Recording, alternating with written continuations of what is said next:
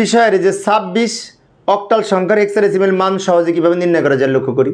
প্রথমে যে 2 এবং 3 6 লিখে নিলাম, এগুলোর সমকক্ষ এই 4 বিট করে প্রথমে বাইনারি মান লেখার জন্য 4 to 1 এই কোড ধরে যদি 2 এর মান বের করি, তো 2 যেখানে আছে সেখানে 1, বাকিগুলো 0, 2 যেখানে আছে সেখানে 1, বাকিগুলো 0, 2 এর মান 2 এর নিচে লিখলাম।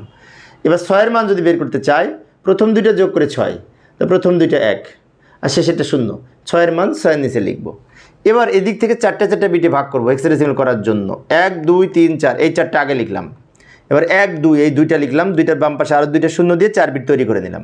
এবার এগুলোর সমকক্ষ হেক্সাডেসিমাল লেখার জন্য এই কোডের হেল্প নিতে পারি। 8421 কোড ধরে যদি এটার মান বের করতে চাই, শেষে 1 আছে, এই 1-এর স্থলে 1 আছে, তো এই 1 এখানে লিখব।